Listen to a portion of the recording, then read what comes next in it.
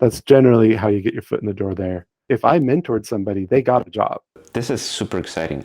People that can do that job are like unicorns. They're so rare and so hard to find.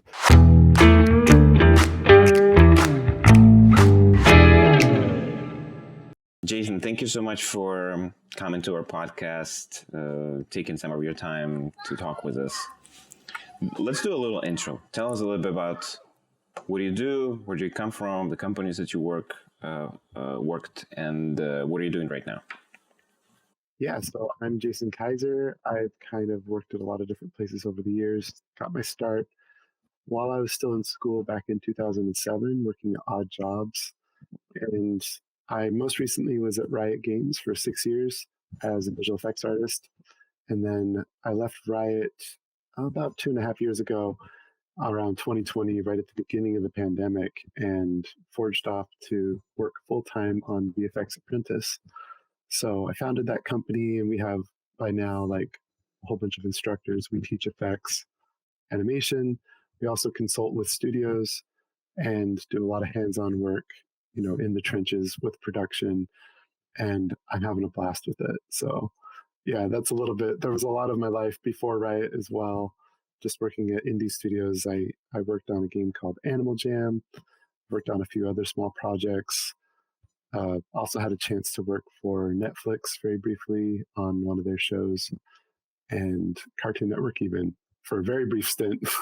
So a little bit of television, a lot of games, and just kind of stuff here and there. But definitely the 6 years at Riot was probably the most formative for my time as a visual effects artist, and informs a lot of what I do today. So I know when people are kind of coming from these large companies like Riot or like Blizzard, they don't often have kind of the liberty to talk about what they were doing there, or kind of talk about the project or the details and so on. But we're not really interested in that kind of sensationalism kind of stuff. We're more interested in kind of learning, like as a professional, when you go into a studio like this, what are the things that kind of became your lessons, right? So what are the things that you mentioned that it was a formative experience? Like, what are the things that kind of really kind of shape you as a professional, the things that you learned there? Because when I see kind of younger people saying they don't want to work for corporations, I feel like they're a little bit missing out, because there are some drawbacks, obviously, but there are a lot of advantages as well, and you can learn a lot when you work in these big companies. So what did you learn? Yeah, I love that. So, I mean, like I said, like I was there for about 6 years, and about each year I was on some new project, give or take. Like 4 of those years was spent on something to do with League of Legends. So I moved across like Skins team, Champion team, the Maps team, and even the Team Fight Tactics team. And that was originally being spun up and became a whole separate game versus a game mode. And so I learned how to like get ramped up on like pretty large scale train that was already moving. Like, how do you get onto it? How do you get familiar with the style, the needs, and all that stuff? And then also during 2 years, I was over in the research and development department, or the incubation. Some studios call it incubation R&D. Obviously, that's the stuff I can talk about the least. But like you mentioned, that's not really the point. For me, it was just so eye opening. Like every new team that I rolled onto had its own culture, they had its own values, even within the same game. I mean, League of Legends is such a big game that they had all kinds of different sectioned out departments to manage different components of it. And it was really fascinating to see that, like, the largest, most successful games, oftentimes they they have a lot of efficiency, they have a lot of like ways they get things done, but there's also a lot of room to come in as an individual and try and make it better, and give suggestions and feedback and offer a fresh perspective. And depending on the culture and where the project is at, sometimes that can be very welcome, and sometimes they'll just kindly tell you, hey, that's nice, but there's a reason why we do this, and you kind of need to just keep contributing the way you're doing. And so it was really fascinating to me to sort of notice that and how it all comes together when hundreds of people are collaborating. Whereas over in the R&D department, or sort of the incubation projects, they really are in this smaller scope, that something like you would expect at like an indie studio. And I later learned that this is actually pretty common practice across a lot of big studios, big game developers, where when you're first early on a game project, you actually don't want a really big team. You only have a handful of people. And so coming onto that, you have massive amounts of impact. And they only really take senior level people into those projects who have done similar things before. So for me, rolling onto that, I was really honored that I was like considered ready for something like that.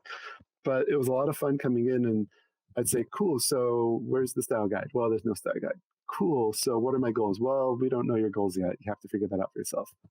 Cool, so what are my responsibilities? Like, how much effects versus concept versus modeling versus whatever do I do? They're like, well, that's really going to depend on what we're focused on at the moment, because obviously with a small team, we don't have one person allocated for each thing all the time, and it's going to change a lot. And so it really felt like getting back into an indie studio, like some of the earlier places I had worked, except now we were trying to make something that was like groundbreaking and, you know, really innovative and cutting edge, with a long production cycle ahead of it that would take the full potential to the max, right? Like we were trying to flesh it out as far as we could. So it was really interesting seeing the difference of like a live project where that's really ideal for me being mentored as a new artist, versus a more like open-ended incubation project where it's like, oh, they're expecting me to answer all these questions, and then once we've figured all that out, then later on it turns into a bigger project, right? Then it's not incubation anymore. Then it becomes a big team eventually, if it escapes incubation and doesn't end up getting canceled. So yeah, that was a whole process. That was a lot of fun. Kind of, it's hard to summarize because it was so fast and furious. Like there were so many small lessons that I learned throughout my time over there about what I really loved about the culture in the company and what I would want to do different someday if I started my own company, which now I have. And there's just a lot of fascinating things about that place. So I don't know. You got any other follow-up thoughts? Yeah, I think it's the thing that you told are super interesting, especially for people who are not really aware how those big companies work, especially in the game industry.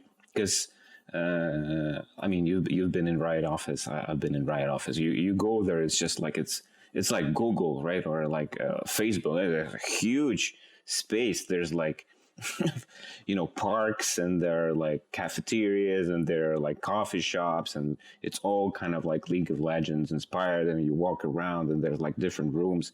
Gaming room is crazy. The rooms where, yeah, it's like they do excursions, right? So if anyone is in LA, you can actually go there, and they take you on a tour. But nobody really sees those small teams, right? And I think this is something that's people really, they don't really keep at the back of their mind. They feel like this Valorant or something, those things just pop up suddenly, right? Or Arcane, they just kind of pop up, and suddenly like everybody, oh, cool, I didn't know you guys were doing something like that. And all of those probably started with those small teams where they kind of like thinking about an idea and, you know, kind of moving from there. And the question is like, how do you get on that team? Like, is it, yeah, what kind of people do you take on that team? Like, is this just like junior guys, or is it like someone else? Or like, how are those formed? Well, I'm sure it's different from studio to studio, but from what I saw at Riot at the time I was at Riot, and remember, it's been a couple of years since I've been there, and also um, I didn't know all the super inner details of every other research and development team that I was not working on. But from my experience, it was definitely senior level people. And I think that's pretty broadly applied wherever you're going to go to any studio, if you want to be a part of an incubation team that is like, the 5 to 10 founding people that really got that thing going in the prototype phase, you need past experience. You really need to show them, look, I've helped make games that are in the same kind of style that you're doing right now, or they're in the same kind of genre or the same platform. I'm familiar with all aspects of what it takes to make a game like this really succeed on this very massive scale that they're going to want to go for, because they're not, I mean, in a way it's like an indie team, but their goals are super ambitious. And I know indie teams have ambitious goals too. They always want to, rise to the top. But specifically with an incumbent studio like Riot or Blizzard or Ubisoft or Naughty Dog or whatever, they want to stay on top, right? Like they have a certain amount of pressure that they're like, yeah, we want this to be successful, but also like it kind of has to be successful, right? Like this isn't just us daydreaming about what if. It's like, no, we need to keep our position at the front of the line. So they're going to want to hedge their bets. They're going to want to only bring in people that have already succeeded in the past, whether that's their own people that they've had success with internally previously on other games, which is probably the most common, right? It's like this person art directed on one of our successful titles previously. Now they get to come and art direct on Incubation. Or if it's like, hey, this person was the lead tech artist or the lead VFX artist on one of our best competitors, like we're trying to create a game that competes with that. So they're going to have a lot of the knowledge and stuff already downloaded, and they're going to know how to do it successfully here. So it really is like not only senior level people, but like upper senior level, like people that have directed departments are much more likely to get spots on those teams. At the very least, like senior would be, I think, a minimum requirement, if not like lead or principal or something like that.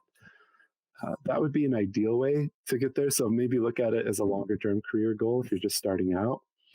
Once the project exits prototype, they do start hiring juniors pretty quickly. So like, okay, now we know that this is not just a maybe game. This is a game that our our stakeholders, whether that's board members or executives or whatever, has approved for, they've greenlit it to now get more funding and thus more headcount and more people.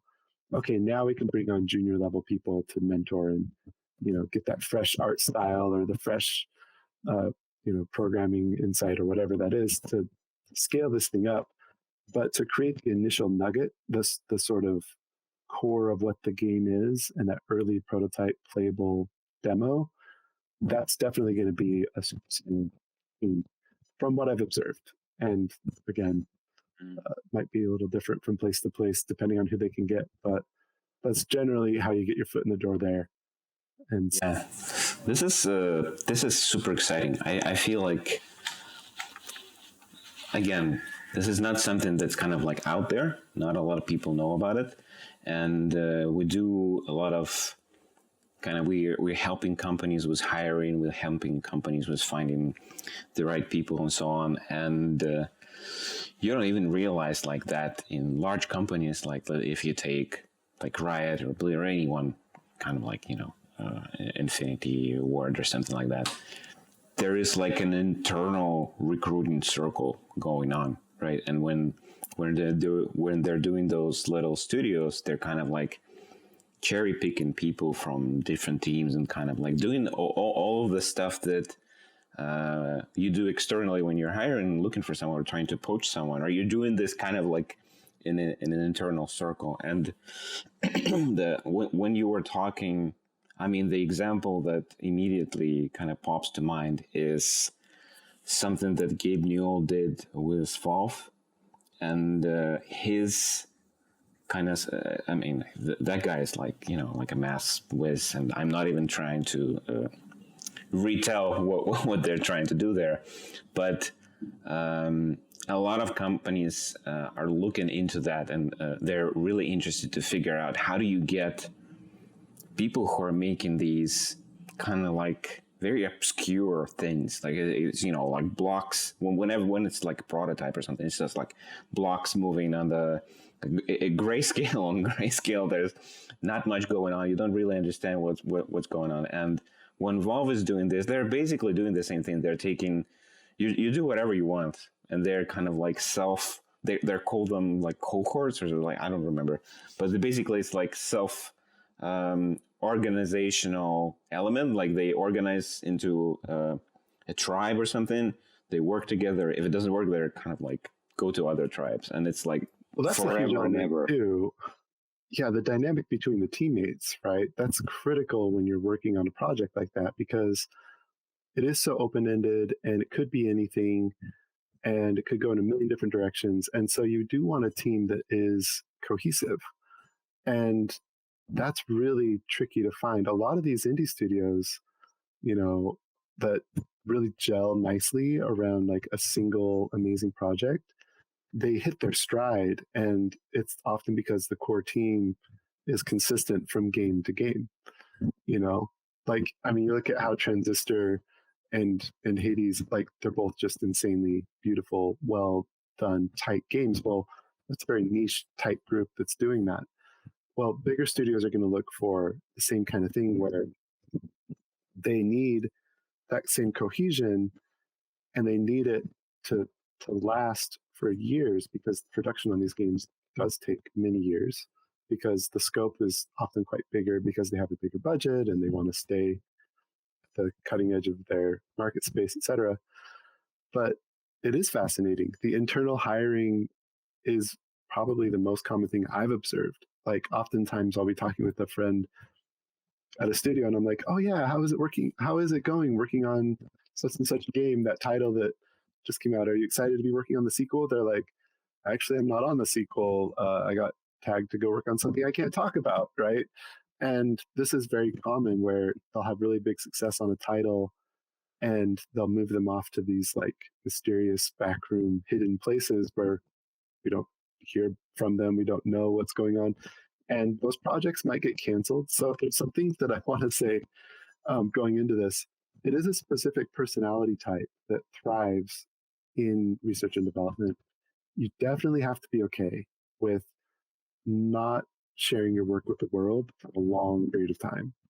And I know for a lot of artists and creatives, that's really hard because we get a lot of validation off of showing that to people, but you're shut away in a black box for sometimes years and you don't share that. I remember talking with the guys on Valorant that were doing the effects at the time, and this was before Valorant was even announced.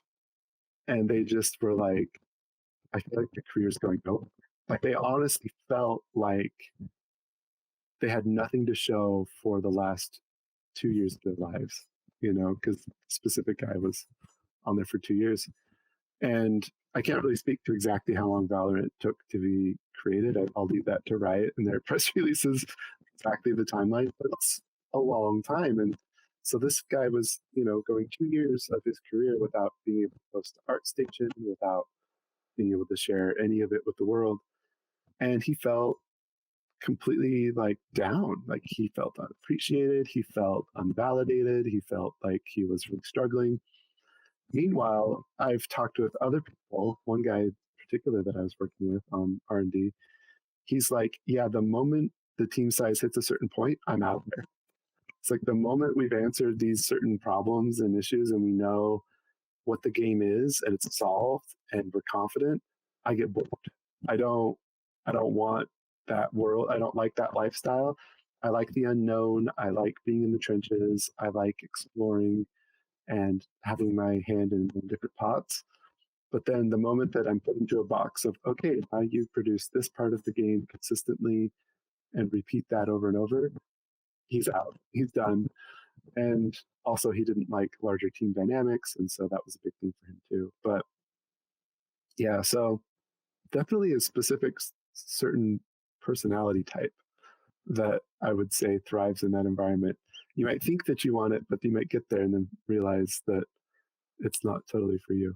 That's super interesting because it almost sounds like you need to be a little bit like an entrepreneurial kind of spirit in order to do these kind of things when I mean, not everyone is. I mean, we hear this a lot, especially like with artists, that they get bored. You know, they get bored doing like tanks, like for like World of Tanks, for example, right? You do the same thing like another model, and it's just the same workflow, the same thing. And at the end of the day, they're kind of like burnt out, right? Or they want to try something else or to do it in different directions. And I know guys who are like doing maps for these incredible like war, you know, battlefields, and then they go like do tiny like little spaces where it's like, you know, a Japanese garden or something like that, where it's kind of like more subtle. And we talked with you a lot about teams today, like about like the bigger teams, like if you talk about Riot in general, like the smaller teams when you talk about those kind of project that you're trying to, you know, grow. And I wanted to get your point in another thought. So there was this economist, Leonard E. Reed, and he wrote an essay which was called "I Pencil: My Family Tree as Told by Leonard E. Reed." And basically, the idea there goes that when you think of when you think like of a pencil or a pen, right? There is no one person in the world that can build it. That it takes so many things, right? You need to go, you know, to people who are getting the lumber. Then you need to get the people who get the graphite. Then you need to build a factory. So it's not like you kind of go and build it. So does this apply to video games today? Like, do you feel like with video games, you have to have teams, or maybe with, you know, Unity, Unreal, the other stuff kind of available, you can actually do it alone. Like you can build a pencil, a video game on your own. Like the only example I can come up with is probably Stardew Valley, you know, but we know like from history back when, even when technology was not really that developed, there were people who were kind of like doing like Elite or something like that, when it's like was super small team, or it was even one person doing like visuals and music and, you know, gameplay and all that. Yeah, so that's a great question. So basically, if I'm understanding correctly, you're asking, can I just go out and make my own effects without help from others? Or Yeah, even like can I work on it alone? Like can I go and do a game on my own, right? Something, it can be a small game, it can be a big game, but can I start kind of building the thing, the platform, the main elements? I think if the bigger you go, the more of a tech artist mindset you need to have, because technical artists, they do a lot of different things, and they're sort of generalists in the trade. You know, they might build tooling, they might build technology, they might build procedural ways to create art, they might set up the dynamic scripts of how the art behaves in the game. But I would say, like, the more complex your game needs to be, the more you need to think deeper on both sides of that tech or art line. And so, because the only way I see a game working on a massive scale, if it's a bigger game, is if you figure out ways to build the pipeline so that it's easy to recreate assets over and over again, and to like use them in different ways. Like, for example, you know, building a system that allows you to have thousands of different characters generated from, you know, randomly assorted parts that all link together and that look really good. And so getting them to look good is obviously the art side of knowing your stuff about character art, design, animation, shaders, all that good stuff. But then also the tech side of, okay, but if I'm chopping this character up, then how do I still get it to look good when I combine them back together in interesting ways? And funny enough, that's all the same skill sets that, you know, a larger studio would look for in their tech artist, is like, yeah, we want an efficient way to build this, but we also need it to look amazing and to be very versatile, robust for our pipeline. So I think there's a lot of overlap in those skill sets where I want to work on something ambitious, but I also want to have a very big impact. In your case, you're saying one person doing the whole game. That's the ultimate level of impact, right? But then for somebody, I don't know, for somebody that's just looking to go solo on a small project, definitely we'll see examples of that all the time. It just means that your life will be focused on that for the next year or two, or however big the scope of the game. But I think that's very doable. We see that with Stardew Valley and a lot of other really great indie titles. Other small teams like a friend of mine, Pete Cooper, and his friends, they went and founded a studio. They had a game called Spirit Hunters that I think only took them a few months, and they scoped it appropriately for 4 people to manage. And it's really fun. It's really addictive. I really enjoy it. It's not the highest scope game on the planet, but it's funny. If you think you only have 1 to 4 people on your payroll, you don't actually need to sell a lot of copies of your game to make a living off of it, right? As long as you're churning them out pretty frequently, you can actually do pretty well for yourself. So that's kind of like and thank you for sharing your opinion on that.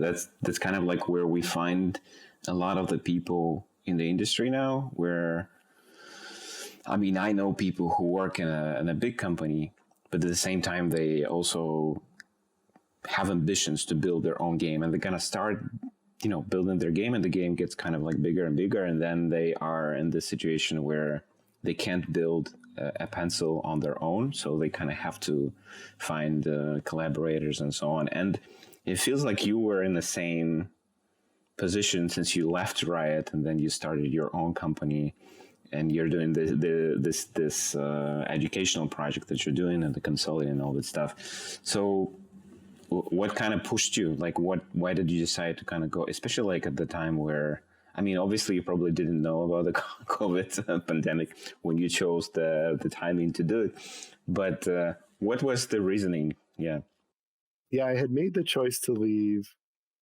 right as rumblings of COVID were starting, early 2020. I had a really bad cough in January, actually. I don't know if it was COVID or not, because they didn't even have tests for it back then. But that cough lasted for a long time. And so then it was kind of like, you remember they said it was going to be 2 weeks of shutdown. So I wasn't expecting the whole thing to go the way it did. That wasn't really a factor for me. Riot Games had been very, very gracious to me. Found my own school while I was working there. Not every company is up for that kind of thing. They like you to stay focused on your job and not have really big side projects. But they had let me found it and do some testing, and I realized, well, I think this is viable here, even though it was just me and a couple friends that had kind of done the initial content. I realized that there was enough interest in it that I could go and do it full time. But the reason I did educational content in the first place was honestly the talent pool. So this is a funny thing about effects. I know you talked about this on the 80 level before, but I think when you think of a swimming pool and a talent pool, right? The talent pool is a group of people that you can pick from there. The swimming pool is a collection of water molecules, right? So if a swimming pool is full and you put your cup into it, you get a lot of water out of it. But if it's been emptied and all you've got at the bottom is like a bit of rainwater, you have to like scrape that cup a few times, and then you only fill the cup up partially. And that's sort of the state of the visual effects pool right now in video games. And also, I've talked with my friends in television and film, and for at least 2D hand-drawn effects, it's very similar. It's very rare, very hard to get. And that seems to be about the ratio, because concept artists, there's a lot of concept art training programs out there. It's well known what concept art is. It's easy to get into and start on your way. There's a ton of people teaching it. It, of course, is very competitive, though, because there's like, who knows how many concept artists, tens of thousands, hundreds of thousands in the world, maybe more. With effects, it's like that puddle at the bottom. where there's no new talent coming out of any formalized programs. There's zero game VFX programs that I'm aware of in the universities. Most colleges have no classes that teach effects. If they do, then it's maybe one class. I don't. I think I heard of one school that had two classes that taught effects. And you think about that, that's like a whole course of study. And so I was at Riot and I was on a lot of the review panels for new candidates applying for effects, right? And we'd be looking at candidates coming in. We'd be lucky if we had a small handful apply to the opening that we had listed.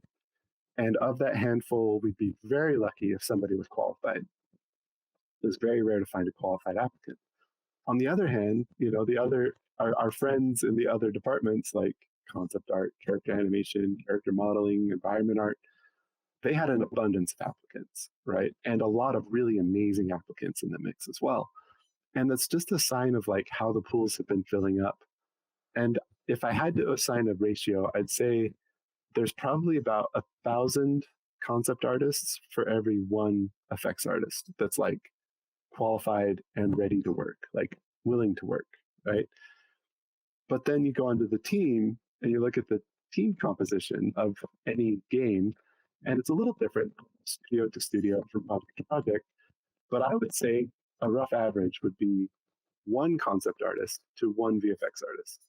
So if the ratio on the teams is you need one concept artist for every one VFX artist, but then the ratio of talent pool is 1,000 to 1, that's a little bit off. Like, that's a little bit lopsided. That's a lot lopsided. It's kind of hard to get your head around. So we were just scraping from the bottom of this empty swimming pool over and over again. And finally, I just got so frustrated. I was like, somebody's going to do something about this. And so I took to teaching and I took to training. And I found it to be so rewarding because of no like virtue of my own, like I had a really high hit rate. Like if I mentored somebody, they got a job, like every time. I don't think I'm exaggerating at all. Like anyone that has come across my radar that is like, Jason, can you work with me on this? And I'm like, sure, let's talk to your portfolio. Let's get you there. Like it is inevitable. Like they get a job, because even those that aren't quite as like fast or like, I want to say like naturally gifted, or it just like clicks with them, if they just stick with it, eventually effects is such a broad umbrella of topics. They'll find maybe I'm a little more of an artistic effects artist. Maybe I'm a little more technical. Maybe I'm a blend. Maybe I like this style or that style. But inevitably, the job opens up for them. And, I think there's probably a couple exceptions out there of folks that for one reason or another, it's just not clicking and this isn't the right thing for them. And that becomes obvious in time. But for somebody who's like showing promise, they get there. I wouldn't say the same is true of like a lot of other types of artists that I've seen, where it's like, hey, you've actually got good raw skills in this area. Like, let's get you there. Because the competition is just so steep. Sometimes even people who are actually applying themselves to it and dedicated to it, putting in the hours, they don't really get there. So it's interesting. It's an interesting climate right now. It's very pro new effects artist versus not. But yeah, that's kind of the funny thing about it. I think probably the one blocker that might stand in the way of someone getting there is they're not putting in the time, or they're not willing to listen to the feedback of like, and that's why I say like people that I've worked with, because I very quickly stop working with people that they're just not willing to listen, or they're like, no, I got it. I don't want to hear that. I'm like, okay. Or on the other hand, yeah, show me your update for the week. And they just haven't done an update that week. Of course, that individual, no matter how much they want something, they're not going to get there, because yeah, I think that's a good caveat to add. But it's an insane hit rate these days to find an effects job if you just apply yourself and listen to the feedback. So, I kind of have to agree with you, and this applies to anything, right? If you don't really do the homework, you're not really going to excel at it. But it's interesting for our readers who might kind of consider, like, you're right, there's a lot of concept artists out there, and there are a lot of people who are doing just, like 3D in general. And concept artists are like probably super afraid of stuff like Midjourney or something that's kind of like generative. And they start thinking, okay, maybe I can apply myself somewhere else. And like, it's also art, but it's not really. I'm just drawing stuff. So the question is, like, what do you actually teach them, like, in your school? Like, what are the things, apart from, drawing, what do they learn, kind of? So like I said, effects is a broad umbrella. And what's funny is that it actually includes concept art. So any concept artists out there listening, sorry if you're a little discouraged by my previous comment, but the good news is we actually see great success with concept artists learning effects and getting a great foot in the door. Because if you want to do hand-drawn effects frame by frame, oh my gosh, there are jobs for you. There are so many, there are so many studios right now that are just like, we would love to have a 2D effects artist join our team who has a great style, great shape design, great motion design to bring these effects to life in a 2D way. And if you combine that with 3D engine implementation, like if you're willing to go a little bit into the engine side and take your 2D flat paintings and drawings and frame by frame flipbooks and put them into a particle system, you'll be unstoppable. Like jobs, people that can do that job are like unicorns. They're so rare and so hard to find, like that you have good shape design, good timing, good punch, and you can work in a game engine, like sold. It's funny because through VFX Apprentice, I didn't mean to found the company to do this initially, but I was just like, let me just like teach people, get them in studios. But what I'm finding is that about every week I have a studio reaching out to me like, hey, so we can't hire any effects people. We know that you're running this school. Like, who have you got? Like, what's going on? Like, what do you need? What can you give us? And so we actually like started up a full-on referral program where we get our apprentices straight tracked into studios from the school into that. There's a whole pipeline for that now. But what I'm finding is they come to me because they're like, I see your course content. I see you've got like hand-drawn stuff. I see your student work. People coming out of that program can do the hand-drawn stuff. You're also working in game engines. Like, we honestly don't know where else to find that. Let's like get that going in our program now. And so it becomes this, I kind of stumbled onto this because I just do what I love to do, which is handcrafted, hand-drawn effects in whatever medium that is, whether it's 3D or 2D. And I like things with style. I like things with punch and energy and personality. That's what I love to create. And so it turns out that's what a lot of studios are coming for now, because a lot of the stylistic sensibilities are this hybrid where you see the 2D and 3D worlds merging. It creates this like living painting feeling in a lot of games. And it's fun. It's like, you look at movies like Into the Spider-Verse, you look at like shows like Arcane, and it's funny because like I deliberately went to artists that had worked on those projects, and I'm like, "Can you teach with us?" And we have lessons from effects artists that worked on those projects because that I know is the trend, and I want to make sure that I'm teaching people relevant things and getting them prepared for jobs that they're excited about, and also that are in super high demand that there's no education of like, how do you do into the Spider-Verse style of effects? How do you make effects that would look good in a show like Arcane? Well, let's solve that problem, right? Because I don't see that getting solved any other way unless somebody creates content for it. So you kind of mentioned a lot of things here. I want to talk a little bit about technology, because that's what we're kind of preaching on 80 level. And man, whenever I go and we do an interview, like my team or we do an interview with a VFX guy, there's just like you said, it's like a multidisciplinary thing. That in my book, it's just like so much stuff that there is like that goes into like creating this effect. And you kind of talked about stylized ones, but there's like other things that like even like the camera shake, the sound, like all those other like the punch, the animations, like how one object interacts with the other, all of those kind of work in this incredible symphony. And I think they do kind of take a lot from animation, and maybe animators they understand effects better, as just like my theory. But my question is not in the kind of like the skill set and kind of how do you do this, but what about the tech? Like, what about the technology that you need to know to kind of start working with it? Like, I think in our conversations with Keith, like way back when, we talked about like Unreal Engine as having this kind of like a starting ground. So they teach everyone to work with Unreal, and then they kind of go from there. What's your approach? Is there something that how do you do that?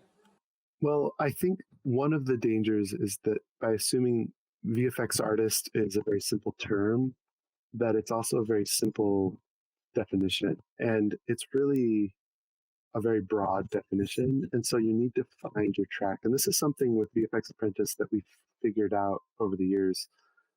We can't just put every student on the same track. That's actually a really bad idea because you end up getting split focus. And we all know that it's better to be productive, like, finish a track before you start a new one versus like getting distracted and showing the two things in your brain at the same time.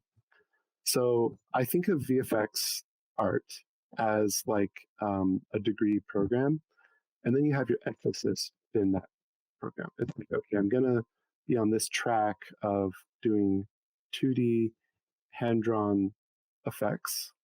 That's a very specific set of software that you want to learn and a very specific way of thinking.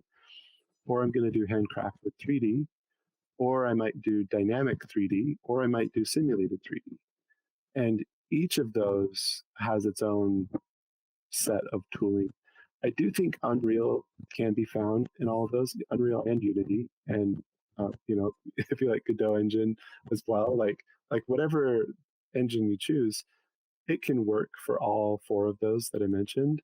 But the key is that you need to know which parts of the engine you're going to focus on using and which ones you're going to save for later, especially if you're starting out on your journey. It's critical to get traction in what you love doing and what you're good at doing versus getting discouraged by the fact that, oh, I don't know how to do visual scripting, so I'm kind of lost and this isn't for me, I'm going to give up. We've really tried hard to say, okay, because you're going into this realm, we need you to not worry about that. Just focus on this for now. You're going to get excited about it. You can have fun with it. And then later on, you can learn the blueprint system for Unreal when you're ready and when that seems interesting to you. The fact is that you can get a job by just studying one track. You don't have to be completely like diversified across all the tracks just to get a job in effects. That's not the case. So, for instance, if I wanted to be a 2D effects artist, some studios are going to hire me without any game engine knowledge. Others are going to hire me as long as I know how to implement my 2D effects in game. So I don't have to really know much about shaders. I don't have to know much about blueprints. I don't have to know much about any of the technical systems of something like Unreal. But as long as I know the art and how to get the particle system working and looking good in game, I'm set. So that's the first caveat. Beyond that, let's see. Software for each track. Well, we work with Toon Boom a lot for the 2D track. So we actually have set up with them. And I love that company. I love the software. I think it's fantastic. I definitely recommend Toon Boom Harmony if you're going to do 2D effects. If you're looking for something that's a little bit free, OpenTunes is also really good. That's OpenTunes with a Z instead of an S at the end. So that's a great start for 2D. I no longer recommend Adobe Animate, even though it's still what I'm primarily familiar with. They've not been the best at supporting artists over the years with the tooling.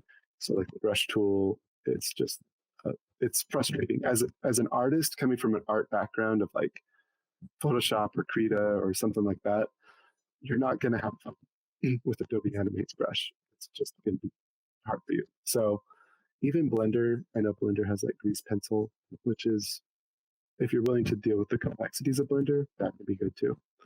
So that's 2D, Photoshop, Toon Boom Harmony, Krita, OpenToons, that kind of software. Once you want to start implementing, it's a toss-up for me between Unreal and Unity. It really depends on what you gravitate toward. Maybe your studio is using one or the other primarily, and so you want to pick one over the other. I think there's a very healthy debate about which one is superior and for what reasons. I think they're both good. You can't really go wrong. We teach both in our content because we couldn't make up our mind. So that's great. For dynamic effects, definitely I think Unreal has a bit of an upper hand because you can do all the different scripting yourself. The way the materials program integrates is really nice. Niagara is actually a dream to work with for like scripted effects, and it has all of these like parameters that can pass through. It's out of beta. It's been out of beta for a while now, so it's much more stable and documented, and there's a great community around it. I know Unity has has the shader graph and the VFX graph coming online. They're in earlier stages, but also showing a lot of promise there for scripted effects. If you want something dynamic that like responds to the environment in some way, operates automatically. And then for simulated effects, definitely Embergen is worth taking a look. That's a great application that has a lot of great features for, in-game lit particles that have a high fidelity to them. Then you're going to take those exports from Embergen and put them into your engine of choice. A lot of people talk about Houdini. I think Houdini is great if you're willing to spend the time to learn Houdini. It's very complex and very powerful, but you can get a lot of the same functionality with something like Blender when you're just starting out and use something very basic. Blender has a great sim. I talk with a lot of people who use Blender for their sims and both like particles, fluids, that kind of thing. So yeah, did I cover just about everything? I don't think you need to pick up Maya or 3ds Max when you're learning. I think Blender can get you there. We teach Blender. A lot of my recommendations ended up being what we focused on with our content, just because I know people are on a budget. So like we teach Krita now primarily instead of Photoshop, just because it gets you 90% there. Substance Designer is a great one, but again, costs money. It's a very powerful tool though, very fascinating for creating textures for effects, and a lot of good things there. So depending on your budget, I don't know, if you're in school, maybe you have access to all of this. If you're at a studio, maybe they'll pay for it.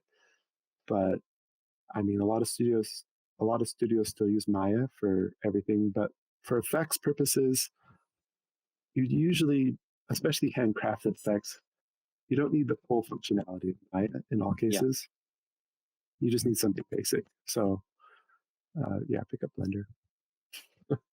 But yeah, that's a lot of tools. Like I said, we're like generalists, and so it can be a lot of things.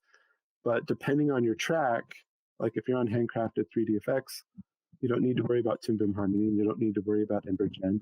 You can just focus in Photoshop, Blender, and Unreal or Unity, and you'll be all set. So yeah, we should leave like a tools list. No, I think it's a lot. It's a lot. Yeah, if people just start working with at least one, I think it's already a success. And I just want to add that those procedural tools you mentioned, like Houdini and Substance Designer, those are crazy. Like you can create absolutely, and we've covered this like extensively on 80 level, where with Substance Designer, people are just generating something that's that you are not really supposed to build with them. Like that's a complete, like they're using them in some kind of like a twisted way where they create like beautiful artwork where the workflow is just like totally crazy. And I remember I talked with like I think he's now head of 3D at Adobe, but before that, like Sebastian, who is like the founder of Algorithmic, they ended up being bought by Adobe.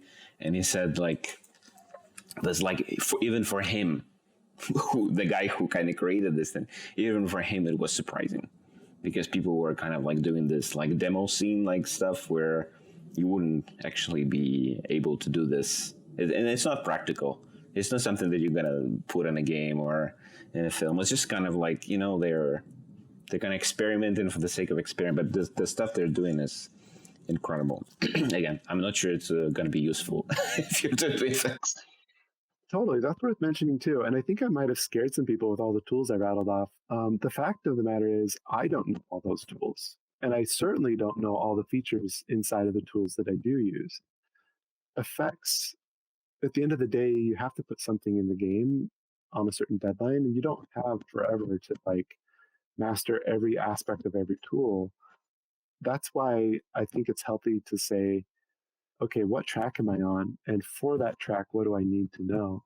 And this plays into a lot of our philosophy as an apprenticeship at VFX Apprentice is, let's just build the things that are not effects. So the people don't have to create their own environment, their own character animation, their own hookup system and scripting.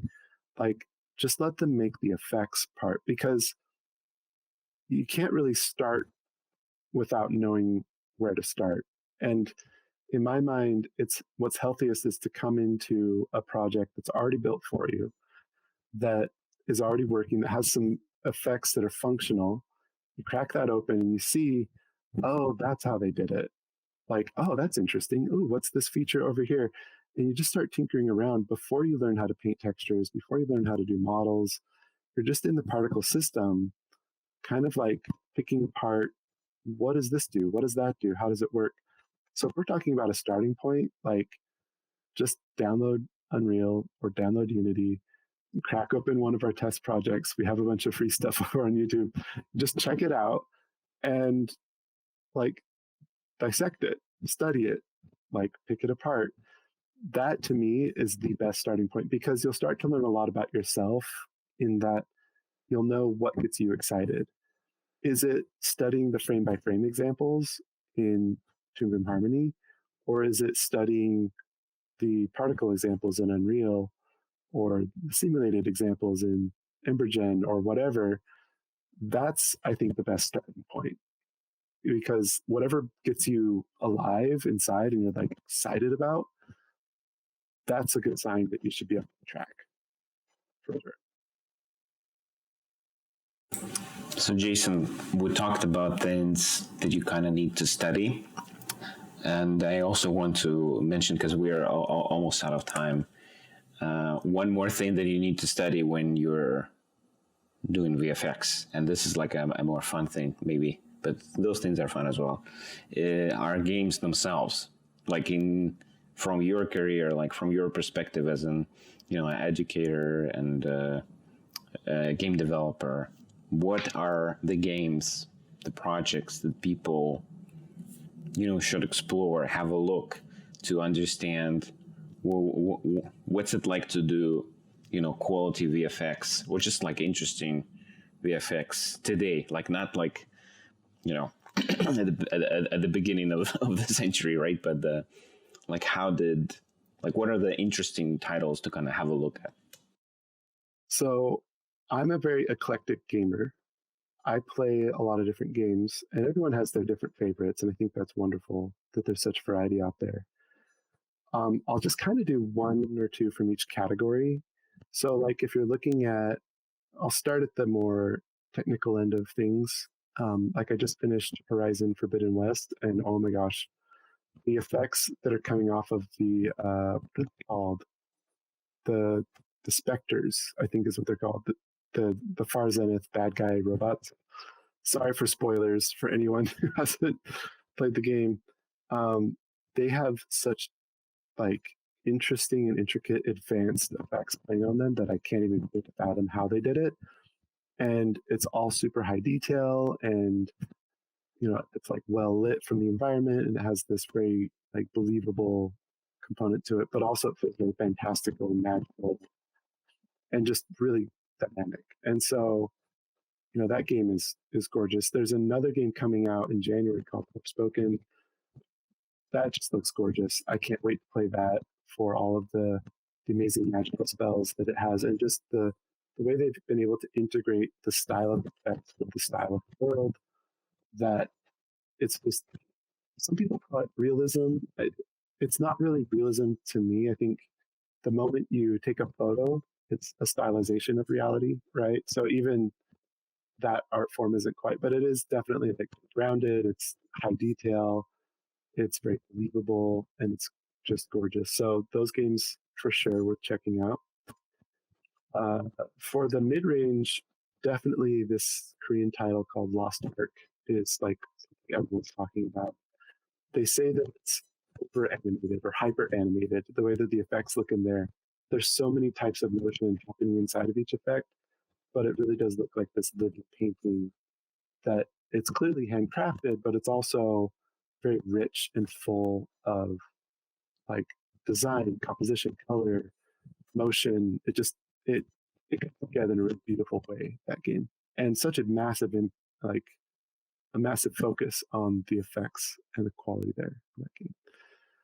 For 2D effects, Nicholas Ledger, I hope I'm not butchering the pronunciation too bad, was the creative director for this title called Have a Nice Death.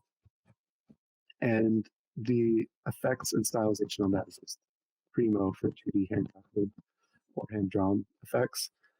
It combines it with a bit of particle system stuff going on to just really marry it even better to the world.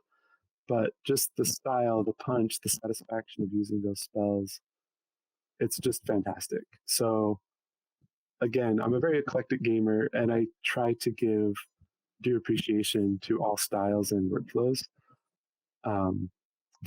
Got lightning here. I don't know if you heard that thunder. It's going on outside. But yeah, so that would be a small sample of a very large, sort of eclectic group of games that I admire. Jason, yeah, I think it was great. I want to thank you for your time and for all the knowledge you shared today. I do have kind of a couple of questions which are like super fast to kind of end up the interview today. You don't have to just the first thing that pops into your mind, you just say. Here we go.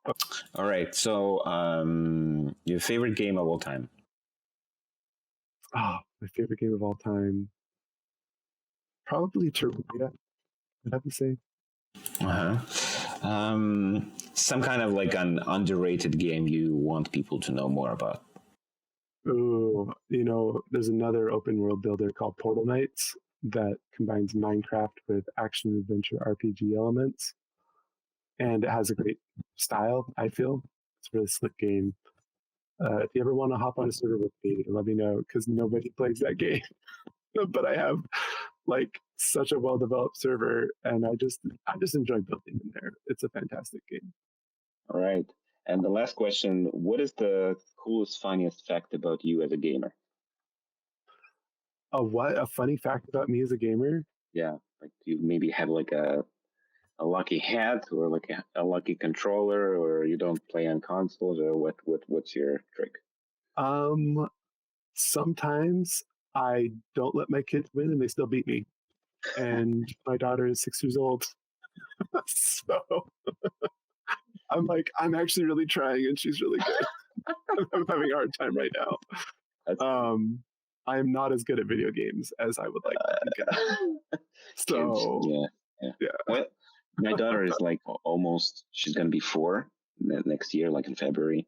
Mm-hmm. And she's kind of still exploring this medium. But I feel like her mother is going to influence her, and she's not going to be into video games, which in my opinion is a good thing. My wife always says, as long as it puts food on the tables, video games are okay. All right. Jason, thank you so much. It was fun talking to you. All right. I hope, we'll leave the links in the description so people can check out your school. And we'll also mention the games so they can go out and maybe purchase them or just watch the trailers. All right. Thank you so much. Have a good day. All right, thank you so much. Thanks for enjoying another episode of the 80 Level Roundtable podcast. Check out upcoming episodes on the 80 Level website at 80.lv. Join our career site at 80.lv/RFP and share our podcast with friends and on your social networks.